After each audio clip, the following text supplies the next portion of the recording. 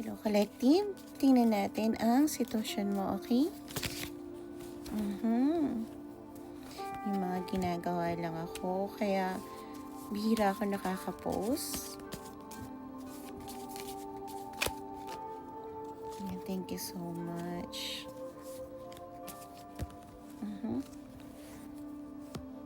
Thank you for tapping your energy para makita ang overall na sitwasyon mo ngayon, aking collective. Overall situation mo ay threatened ka sa bagay na tingin mo malapit nang matapos ang deadline. Ito yung maaring interview sa job o pakikipag-usap sa isang tao para malaman mo kung nasa same page ba kayo. Dahil ngayon, parang ang status mo ay available ka sa bagong pagkakataon or bagong sitwasyon o bagong relasyon. Thank you so much, Tarot Angels.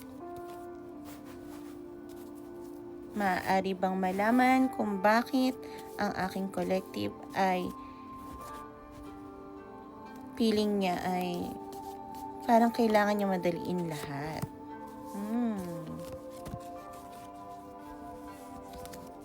Please give me another 2 cards, Tarot Angels. Okay. Dahil ito ay isang choice at tingin mo nawawalan ka ng control. Maaari ito ay napanghihinaan ka na rin ng loob.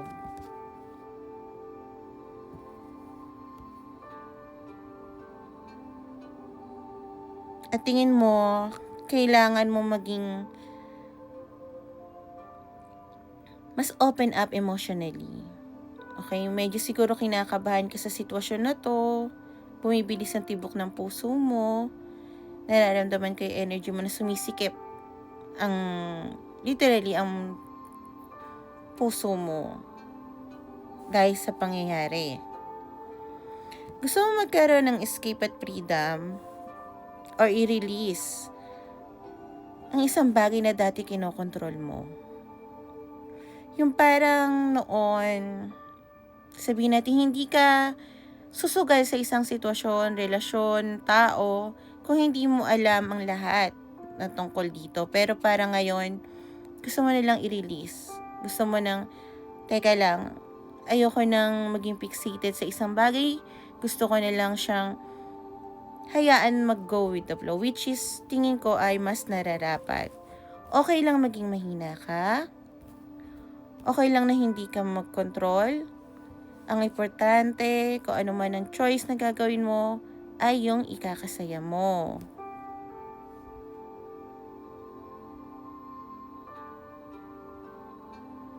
Nag-iisip ka ng mga options o solutions. Okay, thank you so much. Tingnan naman natin ang mensahe ng iyong guides. Tarot Angels, ano po ang mensahe ng guides sa aking collective?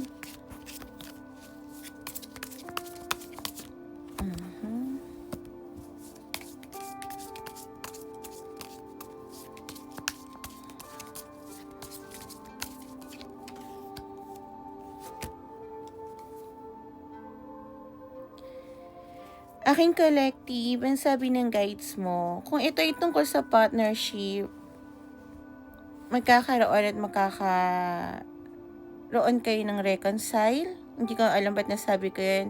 Or makakakilala ka along the way ng magiging partner mo at magiging parang close na close kayo ng taong to. At ito ay magiging support mo. At magkakaroon kayo ng plan. Hindi ako usually tumitingin sa bottom ng cards, pero ito ay nararamdaman ko na kailangan tingnan. So, kung ito ay partnership or hindi mo pa nakikilala ang magiging partner mo, makikilala mo siya along the way. At maaari nga ito ay reconciliation dahil nandito ang rebirth, or maaaring ito rin ay bagong pagkatao mo na gusto mong ma-explore o katukin sa sarili mo.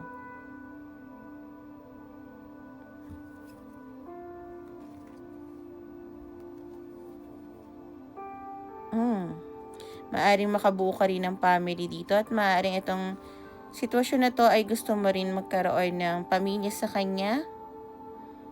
At alam mo na kung ito ay tungkol sa relationship, magkakaroon kayo ng sudden change na magkakaroon ng balance, yin and yang, sun and moon, higher level of soulmate. At alam mo na ito ang susi sa pagkatao mo din. Okay? Isa to sa mga wish ng mga collective ko na feminine energy ang magkaroon ng sariling pamilya, or hindi sa lahat to. Natandaan nyo na ito ay general reading.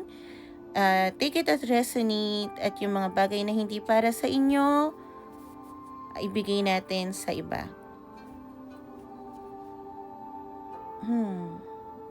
Mag-iingat lang, collective, dahil ang sabi ng guides mo, maaaring manakawan ka ng pera or sitwasyon ulit. Paano ko masasabihin ito? Halimbawa, nag-iipon ka sa isang bagay na hindi to nakaw na physically lang or about na pagka nabangga ka. Maaring, halimbawa, nag-iipon ka nga, biglang may humingi ng tulong sa'yo, pero hindi pala totoong emergency yon, parang pansarili lang nila, ikaw tuloy ang nawalan. Parang eto na sana yung chance mo, halimbawa for transportation, for lipat bahay, pero hiniram pa ng iba, which madedelay na naman ang pagbabago mo na supposed to be dapat ay magkaroon ka ng change, dahil andito ang susi ng pagkatao mo. Kung ano man ang tinatawag ng pagkatao mo, ito ay yung matagal mo nang nilolonging, ha? Kasi tingin ko na sa sitwasyon ka na hindi mo gusto kung ano yung nagiging ikaw. Parang alam mo, hindi ako to, mali to, ba't ko ba to ginagawa? Although para sa lahat na nasa paligid mo is tama para sa kanila, pero sa'yo ay hindi. Maaari ito sa trabaho o sa pamilya. Dahil hindi ko nakikita na ito ay about love lang. Pero totoong magkakaroon ka ng partnership na darating sa buhay mo na magiging support at magme-make kayo ng plan. Maaaring ito ay sa business or ano man bagay na kahit simple lang, halimbawa travel, makakasama ka ng tao na mailalabas mo kung ano ka at mag-e-enjoy ka.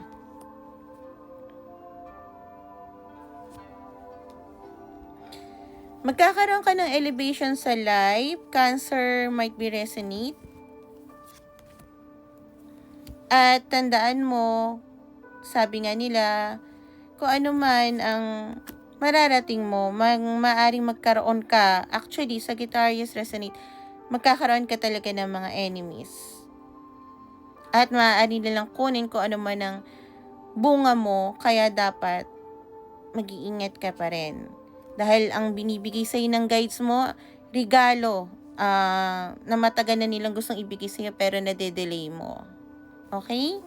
Yun lang, collective, at maraming salamat sa pakikinig. Alam.